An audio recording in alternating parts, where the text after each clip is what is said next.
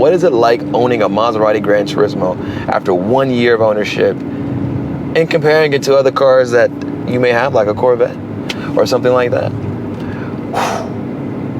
Attention-wise, I think this car draws more excitement than a Corvette, but I think it doesn't get recognized as much as a Corvette, because a Corvette, I feel, is more in your face.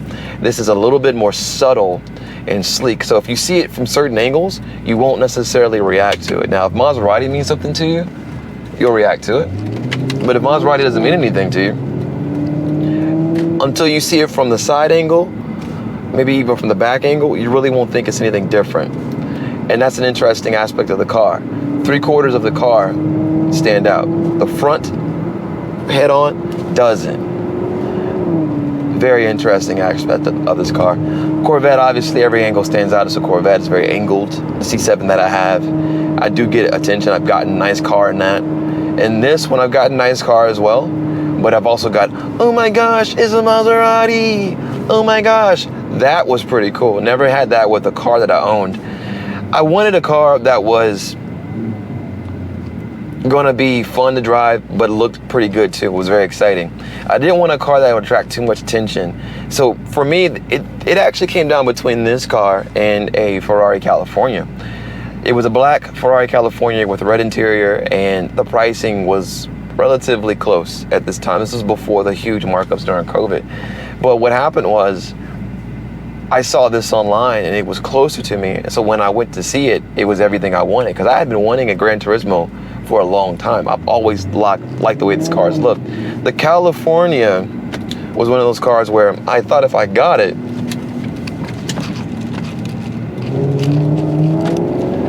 that I wasn't sure if my kids could fit in the back.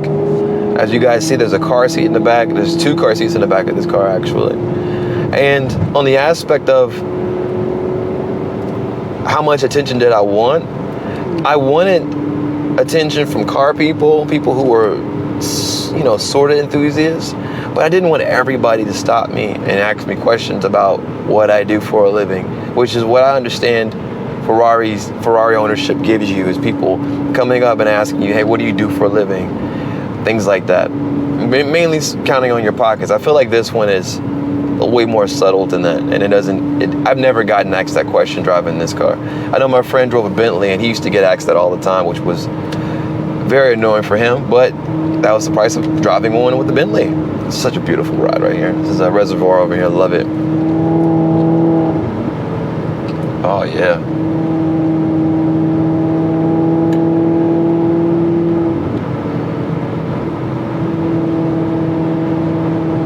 Corvettes are faster.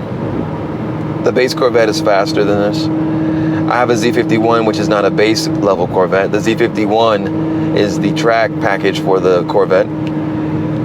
And although for the United States, this is the most track level you can get for a Gran Turismo at that time when they were being built, this is the MC, so it was more of a dressing on a sport. This is not a car I want to take on a track.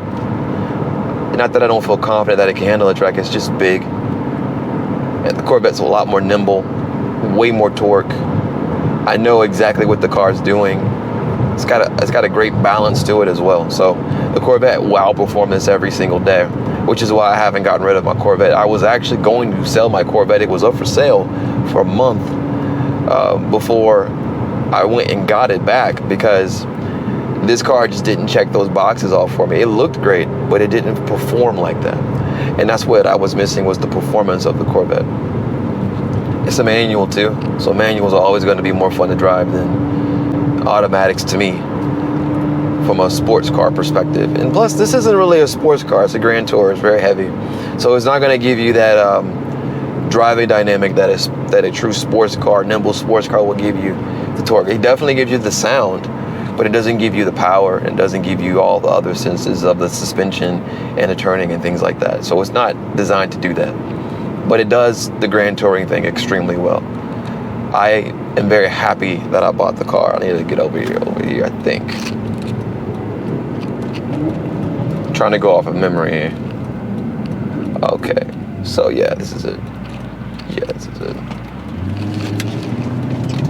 Lots of heads turn though. Lots of heads turn. This is way louder than the Corvette, by the way.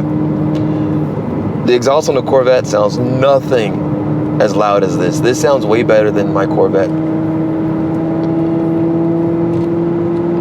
It has so much dynamics to the exhaust burbles. It gives you everything you want. You can drive this car slow and it sounds amazing. You know, with the Corvette, maybe downshifting is my favorite aspect of that car. This car here, downshifting is cool. It's not bad. But I feel like going up, stepping off the accelerator, gives the engine some nice playful burbles. It sounds really pretty. I love it. It's a very, very nice car driving experience. Another aspect of the car that I was worried about was driving it and getting it in accidents. So I didn't want to do that. I didn't want anybody dinging my doors, so I park it away from other people. And it's one of those things, is like, you have to get used to driving a car that cost originally $150,000 when it was brand new. Even though I didn't buy it for anywhere close to that, I know to maintain it is going to cost like a car that costs $150,000. And that's where things get a little interesting when it comes to maintaining exotic car. It definitely is an exotic car. I had to get special insurance for it, so it's very much an exotic car. Don't let anybody fool you and think this is not. Now the newer ones, I don't know what those are, because those are FCA products, but the ones from this generation when Ferrari owned it, yeah, these are exotic cars. These make Ferrari noises, Ferrari components. Yeah, definitely an exotic car.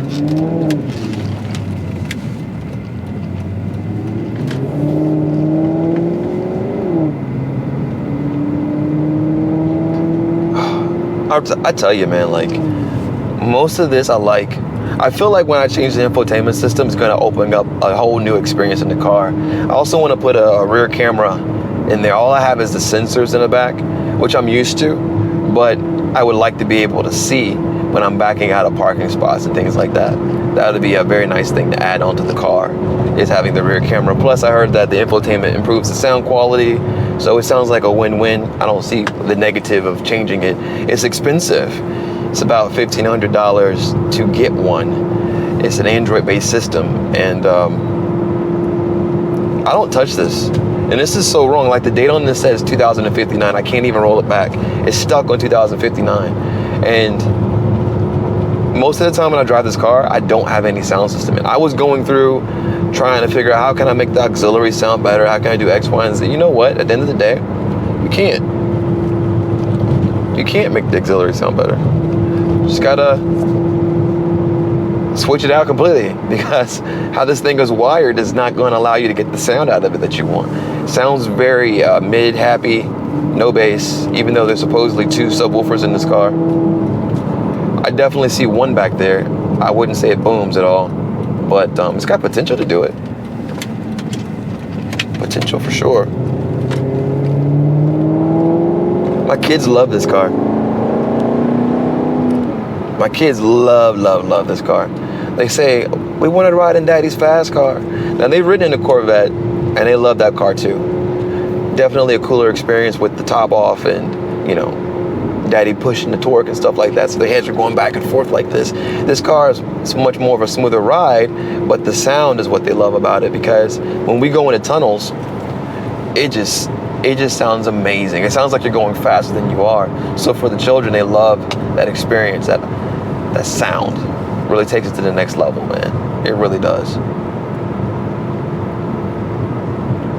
This car had low mileage, as you guys know. I put a lot of miles on it since I've owned it, almost 3,000 miles within a year. I think they said that this was supposed to be a daily drivable Ferrari, essentially.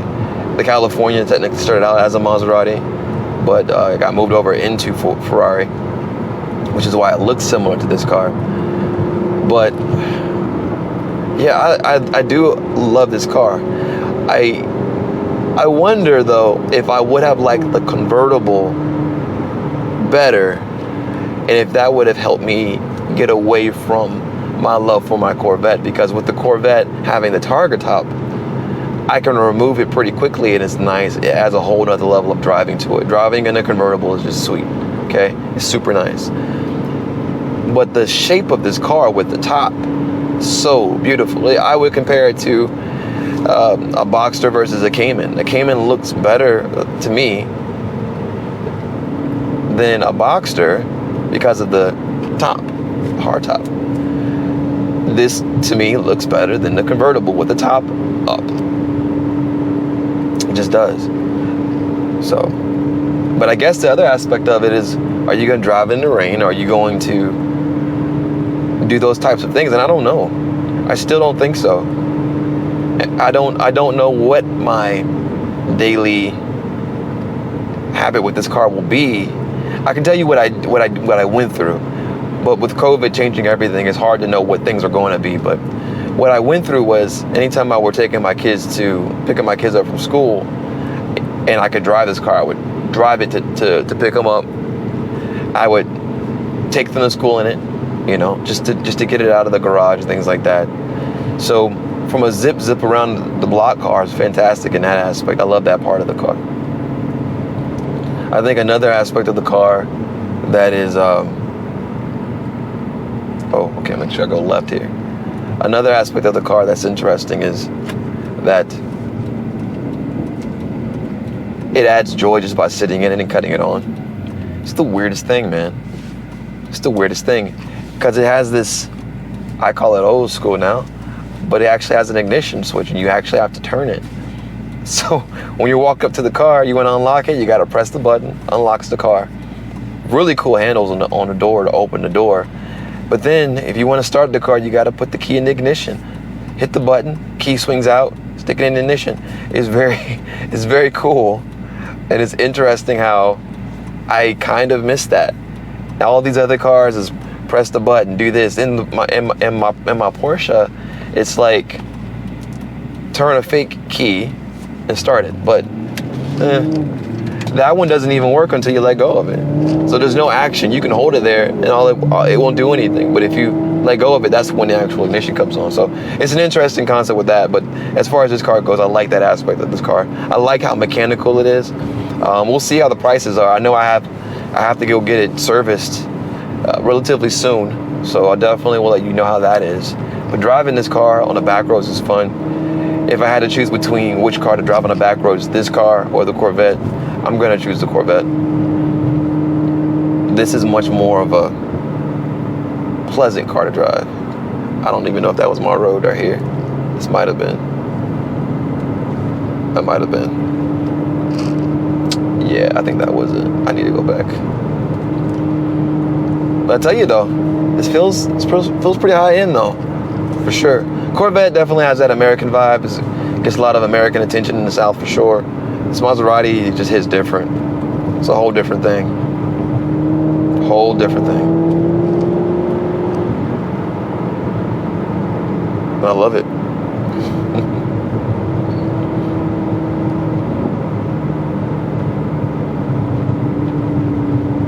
Let's just drive out.